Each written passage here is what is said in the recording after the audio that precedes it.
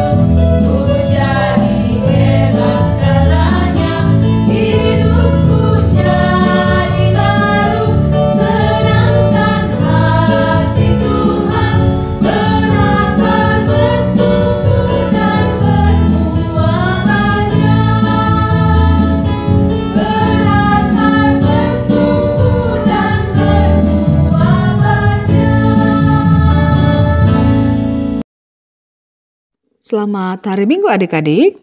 Firman Tuhan berkata, barang siapa berbuat baik, ia berasal dari Allah. Tetapi barang siapa berbuat jahat, ia tidak pernah melihat Allah. Dalam 3 Yohanes 1 ayat 11b. Hasil yang baik berasal dari pekerjaan yang baik. Dan sebaliknya hasil yang buruk berasal dari perbuatan jahat. Mari kita berdoa. Dimuliakanlah nama Tuhan atas hal-hal baik yang Engkau anugerahkan dalam hidup kami. Berilah kami hikmat memahami kebaikan-Mu, agar kami dapat mengerjakan hal-hal baik itu. Dalam nama Yesus kami berdoa. Amin. Hari ini Minggu 4 Agustus 2024 dengan tema Semua ada konsekuensinya dari Nas Alkitab 2 Samuel 12 ayat 7 sampai 14. Adik-adik, ada yang mengerti arti kata konsekuensi? Konsekuensi artinya dampak, akibat, hasil, atau upah dari pekerjaan-pekerjaan kita. Kalau dikatakan semua ada konsekuensinya, berarti setiap pekerjaan ada dampaknya, ada akibatnya, ada hasilnya, atau ada upahnya. Kalau pekerjaannya baik, maka upahnya juga akan baik. Atau kalau pikirannya jahat, maka hasilnya adalah perbuatan jahat. Hal-hal baik itu berasal dari Allah. Sedangkan hal-hal jahat itu terjadi karena tidak mau memandang kepada Tuhan. Hari ini kita akan mendengar salah satu kisah Daud dan akibat dari perbuatannya atau konsekuensi perbuatannya. Lalu Allah memperbaikinya melalui kehadiran Nabi Nathan. Adik-adik, suatu hari Daud menyuruh pasukan Israel berperang dan menempatkan Panglima Uria di barisan paling depan dengan niat jahat agar Uria mati dalam peperangan itu. Mengapa demikian adik-adik?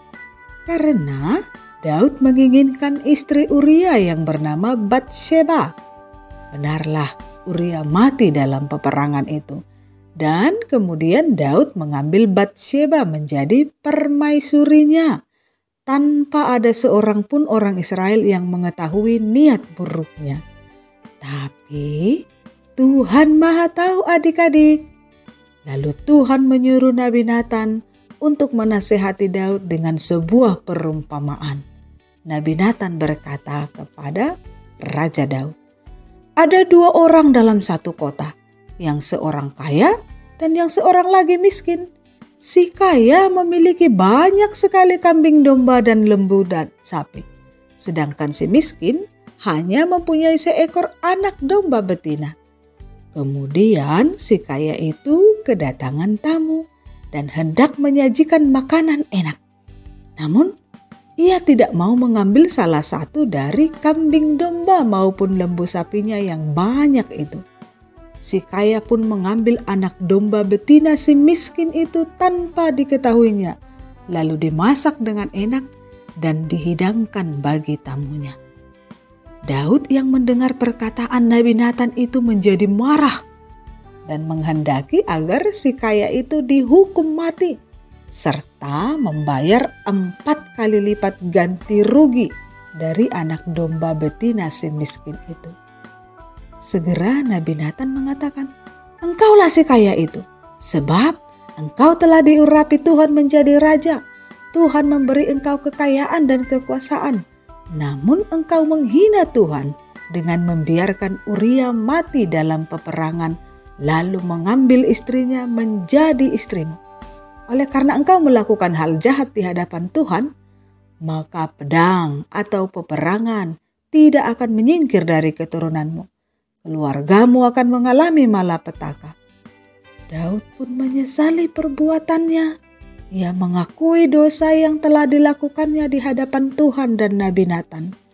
Tuhan mengampuni Daud lalu berkata melalui Nathan bahwa Daud tidak akan mati.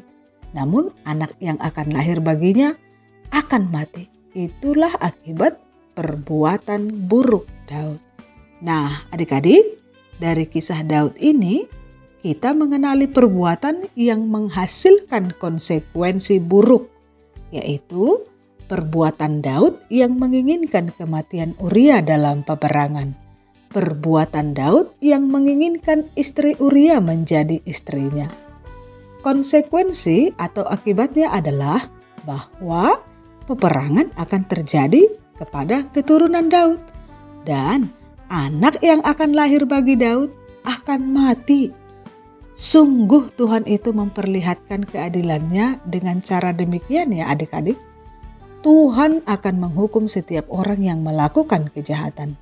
Sebaliknya, Tuhan juga akan memberi upah pengampunan apabila setiap orang menyesali dan bertobat dari perbuatan jahatnya, sehingga tidak menjadi binasa.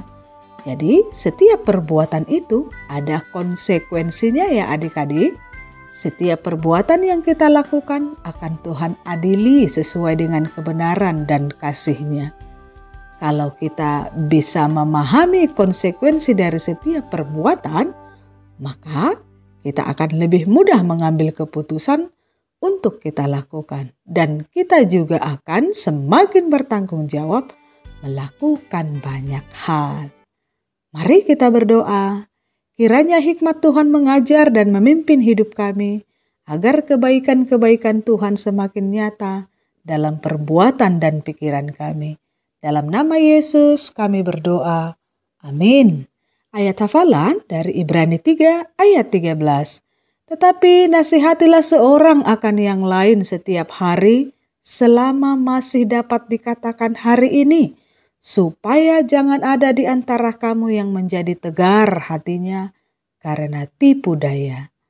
Demikian firman Tuhan adik-adik.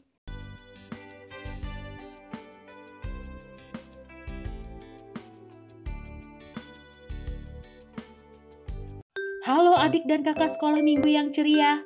Wah, menarik sekali cerita hari ini. Untuk tema semua ada konsekuensinya, kita akan membuat aktivitas do, don't, stick. Langkah pertama tentu siapkan alat dan bahan. Kita pakai yang gampang saja ya, kertas origami, 2 warna, stick, lem, dan gunting. Gampang kan?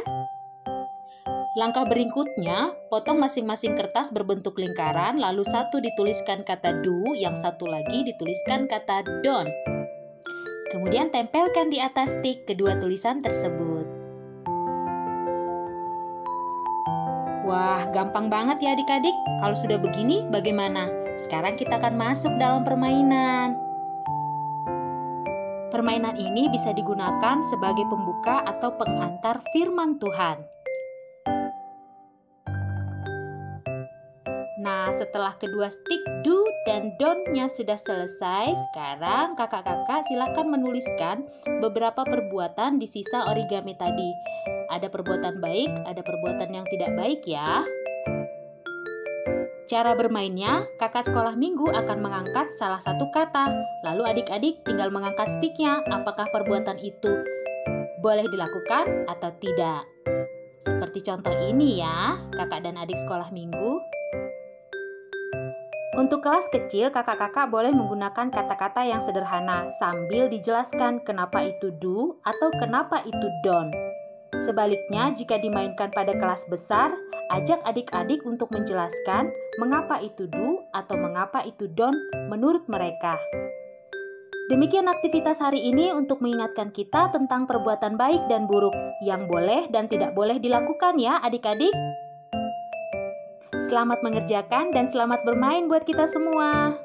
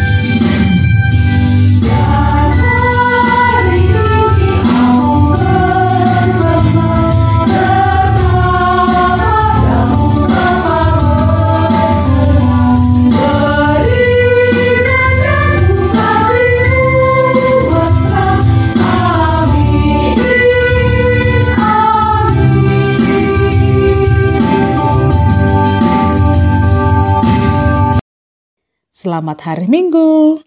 Salam.